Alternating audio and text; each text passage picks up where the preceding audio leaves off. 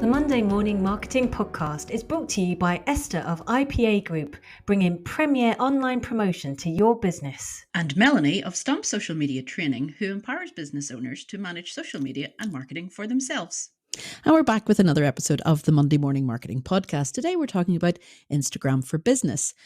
Is it really worth it to have an Instagram business account? A bit of a controversial one there, Melanie.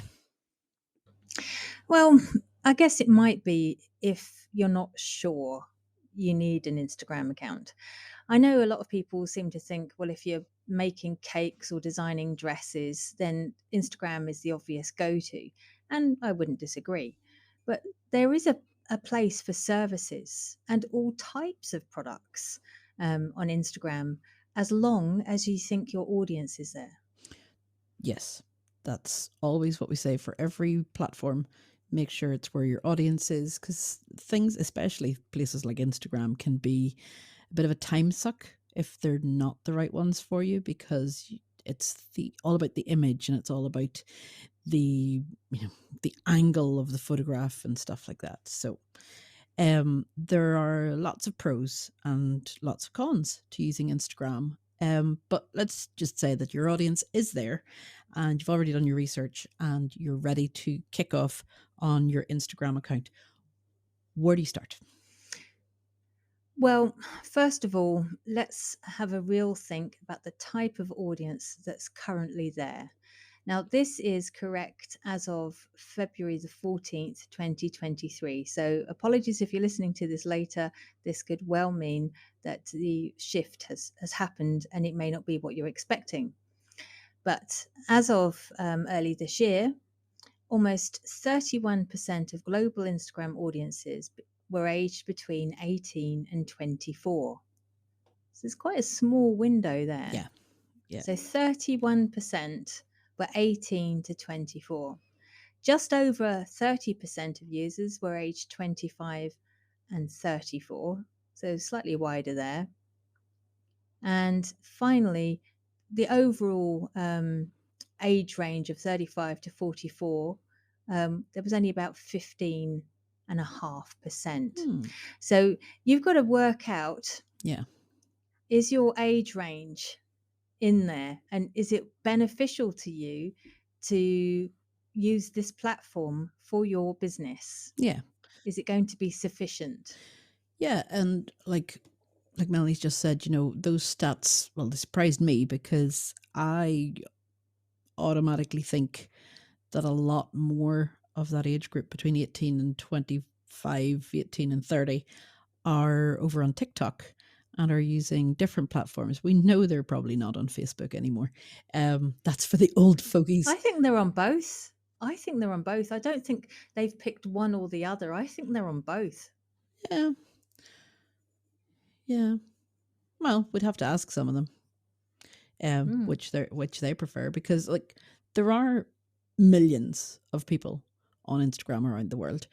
And there's, a market on it for everyone. There's obviously, it's a lot of photographs and a lot of pretty people and well taken photographs, and the reels that we've had Emma on talking about. And there's just lots and lots of things that you can do on Instagram that you maybe can't do so much on some of the other platforms like Twitter, LinkedIn, etc.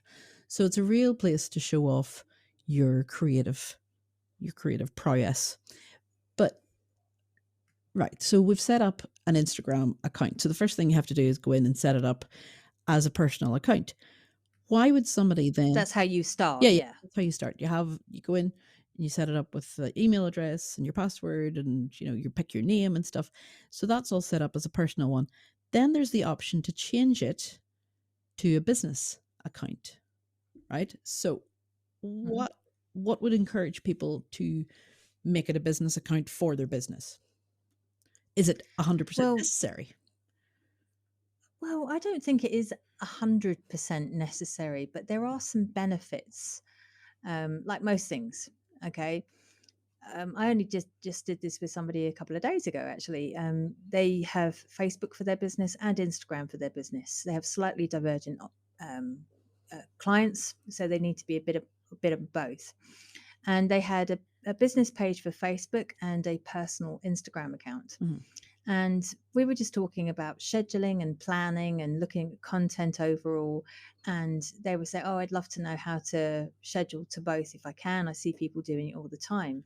And so for this particular client, it was beneficial for them to convert their personal profile to a business profile, which you can then connect to Meta Business Suite, Mhm. which is a free app within Meta that you can share and Yeah. plan ahead for up to 3 months. Yeah. So it just seemed beneficial for this particular client. And because her audiences are slightly different, she's got quite a wide range of products that she sells. Mhm. And some are more suited for the younger generation. So she's trying to hit them on Instagram, and the older generation gets the other products, which they see on Facebook.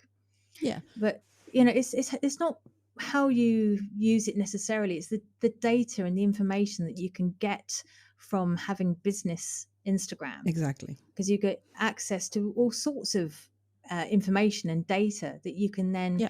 plug and play into your strategy. Yeah. Yeah. Because I remember we had a client a few months back, and they were doing reels every third or fourth post, and one of them just went viral. It just completely took off. But they were using a personal account.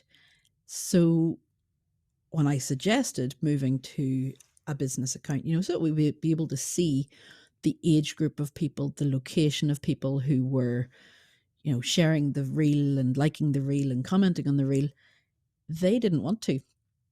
They didn't want to because they had this fear that their organic reach would go through the floor. Is that something that you've come across before? I have. I've had people who have said, "Look, I don't want to change it. There's no need to change it." And I have to agree. If it ain't broke, Mhm. don't fix it. But then you just have to guess Yeah. who you're hitting. Yeah. Well, So if you want some somewhere in those, accuracy, somewhere between 18 and let's say 50 years of age. yeah, yeah. But some of it is also, you can, once you've got your customer, you can get that kind of information when they sign up or buy their product.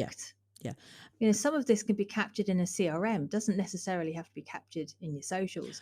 But then all you get then is the people who've reached the bottom of the funnel, not the people who've shown an interest in the first place. Yeah, but that's interesting too. You mentioned shopping a couple of times, and people who, purchasing products.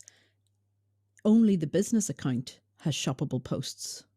So if you That's are right. selling a physical or downloadable product, then you're going to need a business account to be able to have the tags for the If you shop. want to use Instagram Shop, yeah, but you can add a Linktree link or a link in your personal account Mhm.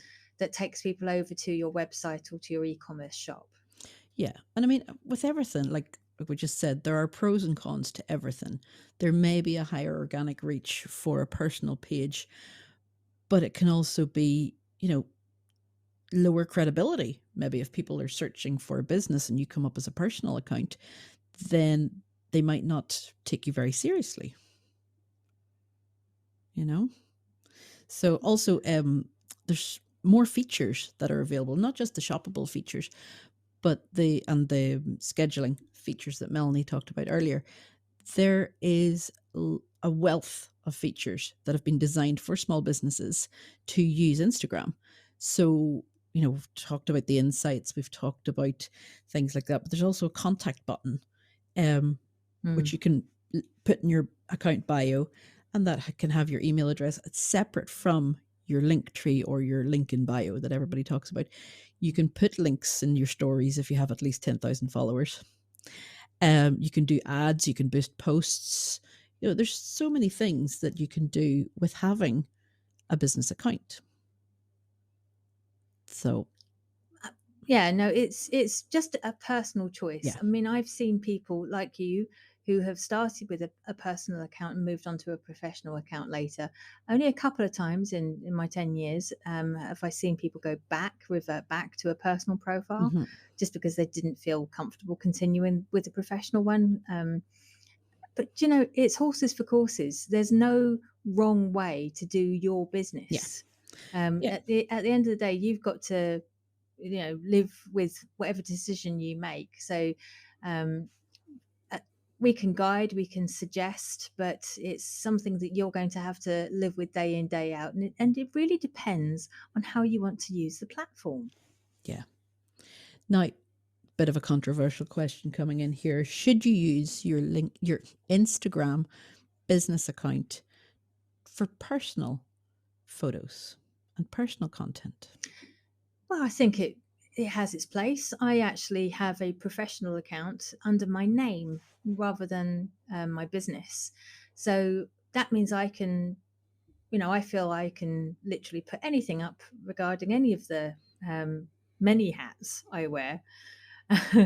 um, but my brand persona, I suppose, is mostly sort of family orientated, supportive, sort of nurturing kind of thing. So I'm not afraid to put in a few photos of my cats or kids every now and then. Yeah. But it has to have its place. It has to have its place. Like International Cat Rescue Day.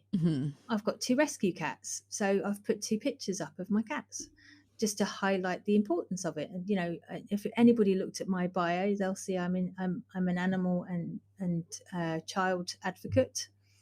I work in charities, volunteer for charities, and so it's not going against my brand. It's part of me. Yeah. Yeah. So yeah, it has its place, but I don't waffle on about my kids and my cats all day either. Yeah, I think, like you said, it depends on who it is and what the business is. So if it was a very, strict business or very serious business, then, throwing up fun, interesting things might throw their viewers off or their followers off by going, who hacked them? But let's not talk about hacking today. We'll do that another day. Any final words of wisdom? I don't know anybody who actually fully embraces using every single part of Instagram properly. Unless it's corporates. I suppose corporates would do, but that's because they've got the manpower, frankly, for it. But you know what? You don't have to use absolutely everything. You don't have to use your reels, your stories, and your grid all the time. You have to be comfortable with what's going to hit home with your customers first, and be consistent, because that's the only thing that makes social media work is consistency. Yeah, that is so true. So true. We'll leave it there for today, guys. If you do have any questions about Instagram, personal use, business use, there's even a creator profile. We didn't even touch on it today. But if you have any questions, do get in touch. Reach out to us on our socials, on our Instagram as well. And just let us know what you think. Check out our shop. Yes, keep forgetting to mention the shop. We have a shop on Etsy. So the link will be in. Why you added a mouse mat, I don't know. It's really but we cute. have more useful things than that. Yeah, there's loads of stuff. So you can go to our Etsy shop. You can find us on the Monday Morning Marketing Podcast. You can find the link on our socials to our shop, and soon it'll be on the website as well. Just to remind myself. No pressure or anything. No pressure. Esther? No. So that's it for today, guys. We'll be back next week with more Monday Morning Marketing. Until then, bye-bye. Bye. So we've now made you accountable. We've mentioned on the podcast that you're going to add the page. I mentioned on the podcast. Put my own foot in it. Good woman.